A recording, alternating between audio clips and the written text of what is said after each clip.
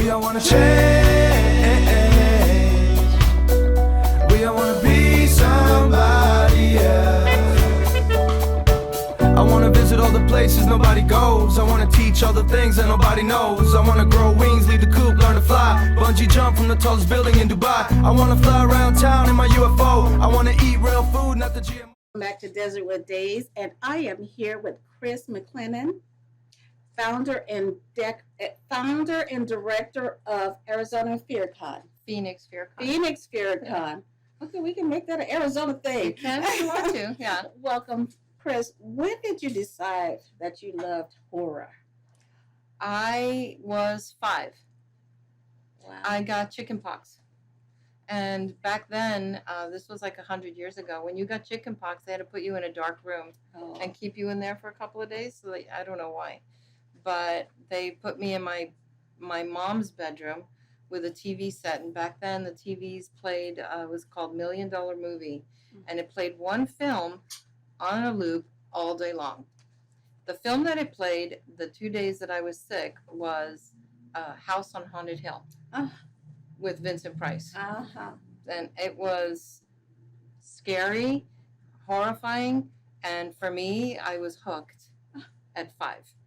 So wow, that's been a long time that I've been liking horror movies since then. Well, you know what? As a kid, you're hooked or you're scared to death. You either are or you aren't. Right, yeah. Right. Love it or hate it. Yes. I remember having chickenpox as a child, but I just remembering it being a painful moment. I mean, I don't remember. Sometimes it is. Yeah, I don't remember anything else other than it just being painful. Just depends on where it is. Right. My kids had it. When my daughter got it, she had one in her eye, and I can't even imagine what that was like. I know. Yeah. I know.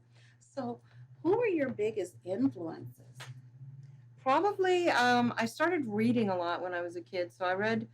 Stephen King was one of my big influences, and he wrote a lot of really good horror. Yes, and then, of course, they turned a lot of his books into movies. Right. But George Romero also, who did The Night of the Living Dead, which for me is a brilliant piece of film work. You know, low-budget horror that really made a statement.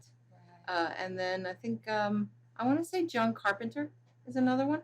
Okay. Because one of our favorite films is The Thing, and so that is. And then of course he's done John Carpenter's Vampires, and he's done like a whole bunch of other movies.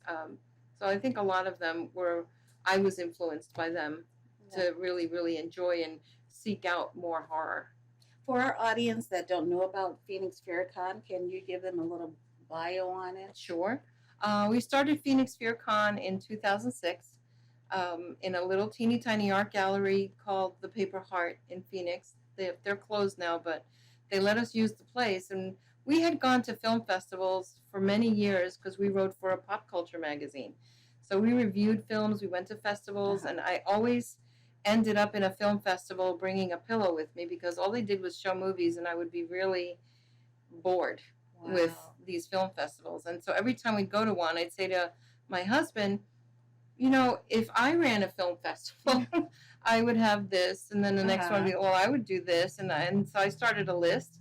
And after about 5 or 6 years, my husband was like, well, why don't we just do a film festival? Right. So we started Fearcon in 2006 in a teeny tiny art gallery that only held like 85 people, and about 150 people showed up. Wow, that's amazing. So then it grew from there. Right. And so we've changed venues over the years, and it's just grown and grown. We get movies from all over the world. It's horror-based.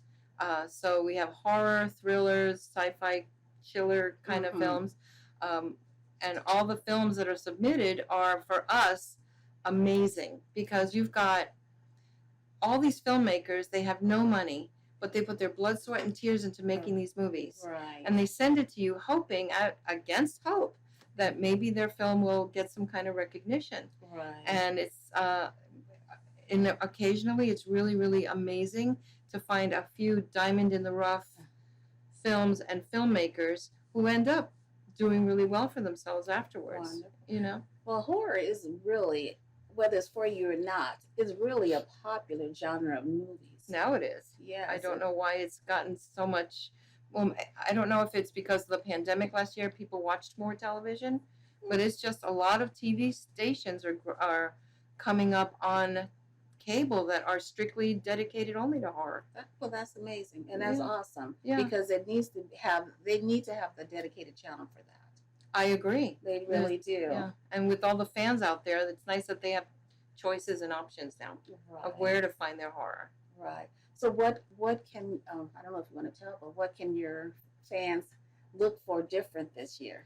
Oh my gosh. Well, we don't just screen films, which we do. We screen feature films and short films. We give awards.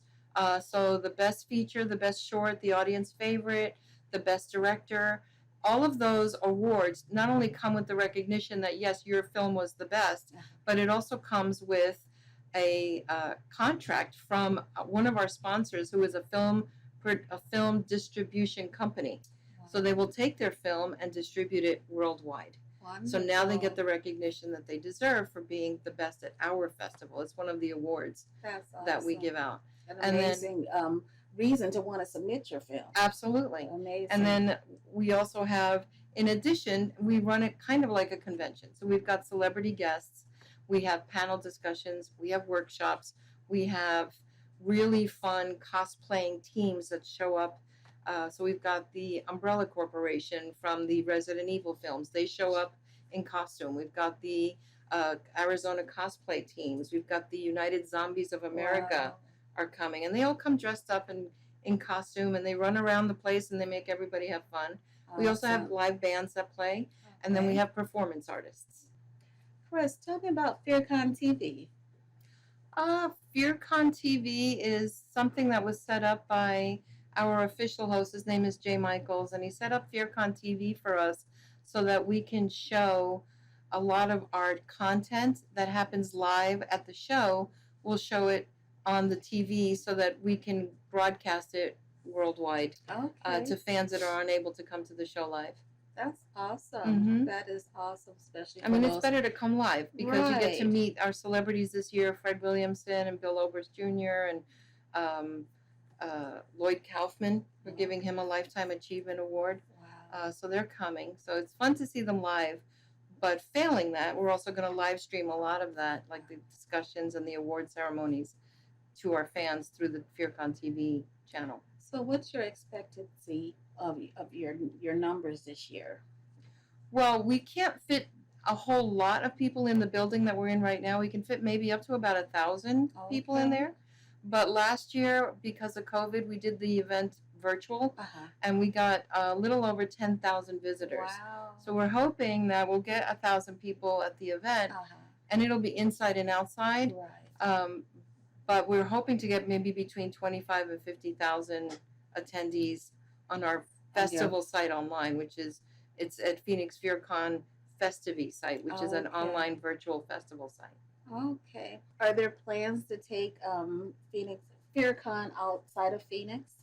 We have a business plan, hopefully, to do Fearcon in a different city, possibly every month, so that there's a Fearcon happening somewhere Uh-huh. throughout the year. That's amazing. But that's still in the planning stages. We're happy Right. doing the event the way we're doing it, live and virtual. Is there any new projects or anything else you're working on with Fearcon? Well, Phoenix Fearcon is partnering up with our sponsor, who is High Octane Pictures. Okay. And they want to do a very, very large convention type program that incorporates Fearcon into it. So they kind of want to make it sort of like Comic-Con, they tell me. Okay. And that we'll be part of that. But right now, Phoenix Fearcon is an entity all on its own. Right. But at some point, we're going to be part of a larger event. Right. Do you guys also have like vendors and? Yes, Oh, we have okay. exhibitors, we have vendors, we have entertainment, sort of like we have Professor Sparks coming, who sets up his laboratory on stage to look like the old Universal Studios Okay. Evil Scientist Labs, and Uh-huh. he demonstrates how all the equipment works. We've got the panel discussions and the workshops, and this Okay. year we're focusing on it's almost a centennial for Universal classic monsters. Oh. So the Wolfman, Dracula, Frankenstein, they're like between 80 and 90 years old this year. So we're going to Oh my goodness. have some very interesting discussions about that. And is this a 1-day event? 2 days. 2 days? Okay. Yeah. I'm like, that's a lot to fit in one day. Yeah, it's Friday and Saturday, October 15th and 16th, and it's all day, both days until about midnight. Okay. So where can our audience find out more about the Fearcon? Our website is phoenixfearcon.com, Okay. and they can also find us on Facebook and Twitter. But phoenixfearcon.com has all the information about Okay. our event. Awesome. Awesome. Well, thank you for joining us today. It's pleasure. such a pleasure. Thank you. I appreciate being here. Thank you. And what did you do to your arm there? I had fun. The Yeah. other guy got it worse. I got an eyeball on my hand now. So Okay. just broke my wrist in a fall. Oh, sorry to hear No worries. that. It doesn't hurt. Well, we'll be right back after this commercial break. We don't wanna change. We don't wanna be